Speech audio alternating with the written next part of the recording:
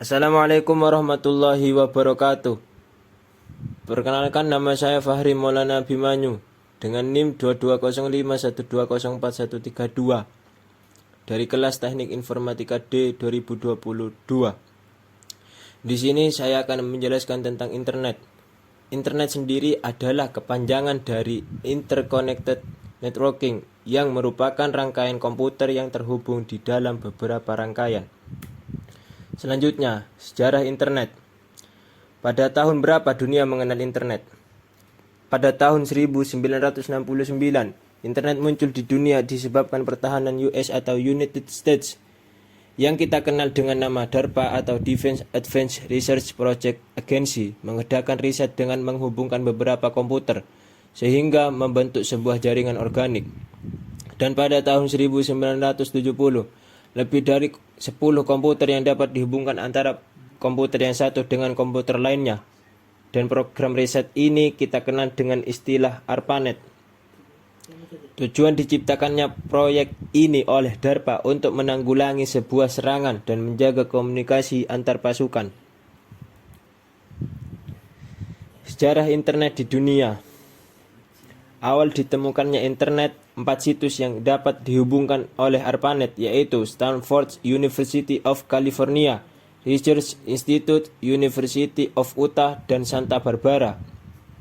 ARPANET memperkenalkan ke publik pada bulan Oktober tahun 1972.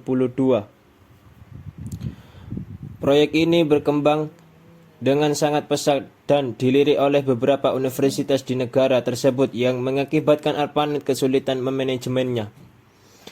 Kemudian permintaan yang banyak ingin mengembangkan internet sehingga ARPANET dibagi menjadi dua, yaitu ARPANET dan MILNET. ARPANET hanya berfokus menangani non-militer seperti universitas, sedangkan MILNET berfokus menangani militer. Lalu keduanya bergabung yang dikenal dengan DARPA Internet dan sekarang kita kenal dengan nama internet. Sejarah masuknya internet di Indonesia. Sejak tahun 1990-an, jaringan internet di Indonesia dikenal dengan Paguyuban Network, yang dimana terdapat kerjasama gotong royong sehingga anggotanya merasa hangat.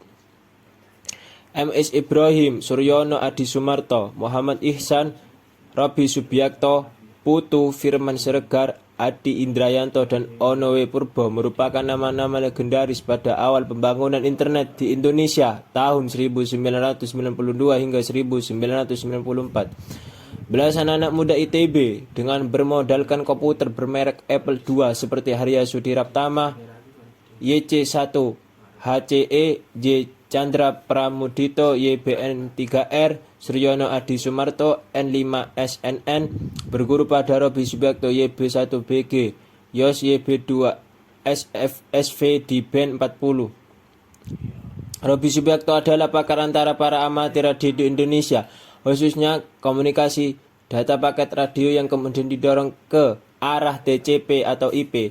TCP sendiri adalah kepanjangan dari Transmission Control Protocol, sedangkan IP adalah Internet Protocol. Teknologi paket radio TCP atau IP diadopsi oleh rekan-rekan dari BPPT, 8, UI, dan ITB yang menjadi tumpuan paguyuban net di tahun 1992 hingga 1994. Internet Service Provider atau ISP Indonesia. Sekitar tahun 1994, Indonet mulai beroperasi di bawah pimpinan Sanjaya. Indonet merupakan ISP komersial pertama Indonesia dan pada waktu itu, pihak Postal belum mengetahui celah-celah bisnis internet dan masih sedikit pengguna internet di Indonesia. Akses Indonet awalnya memakai mode teks dengan shell account, browser links, dan email client PIN beserta chatting dengan conference pada server AX. Lalu tahun 1995 pemerintah Indonesia melalui Departemen Pos Telekomunikasi menerbitkan izin untuk ISP yang diberikan untuk Indonet yang di bawah pimpinan Sanjaya dan Ratnet, pimpinan BRM Roy Rahaja Sayamin. Sambungan awal ke internet menggunakan dial-up oleh Indonet, langkah yang cukup nekat. Lokasi Indonet sendiri berada di daerah Rawamangun yang merupakan kawasan kompleks dosen UI dan kebetulan ayah Sanjaya adalah dosen UI. Mulai 1995, beberapa BBS di Indonesia seperti Clarissa menyediakan jasa akses telnet ke luar negeri memakai remote browser links di Amerika Serikat. Maka pemakai internet di negara Indonesia dapat mengakses internet atau HTTP. Warung internet atau yang kita kenal dengan warnet adalah salah satu jenis wirausaha yang menyewakan jasa internet kepada halayak umum. Biaya akses internet umumnya dipatok per jam atau per menit, tetapi juga ada yang dipatok per paket. Dampak negatif internet. Internet sendiri memiliki dampak negatif. Yang pertama, memicu kecemasan, kesedihan, dan depresi. Remaja yang menghabiskan sebagian besar waktunya di dunia maya secara bertahap menarik diri dari dunia nyata. Mereka jadi bergantung pada internet untuk merasa optimis, diterima, dan didengar. Yang kedua, tidak bisa mengatur waktu. Remaja menggunakan internet untuk melakukan banyak hal seperti mencari informasi, berkorespondensi, dan melakukan transaksi keuangan. Namun, dalam kasus kecanduan internet, mereka menghabiskan sebagian besar waktu mereka untuk menjelajah atau bermain game. Yang ketiga, kurang tidur. Kebiasaan ini dapat memiliki dampak negatif karena membuat anak terus menjelajah dengan internet selama berjam-jam. Akibatnya mereka menderita masalah terkait tidur, seperti waktu tidur yang terlambat. Yang keempat, isolasi sosial. Remaja yang menghabiskan banyak waktu di internet cenderung menjadi bagian dari satu atau beberapa komunitas online. Mereka akhirnya mengembangkan persahabatan dengan banyak orang. Untuk tetap terhubung dengan orang-orang ini, ia harus tetap online selama berjam-jam dan seringkali berakhir dengan perasaan terputus dari keluarga dan teman-temannya.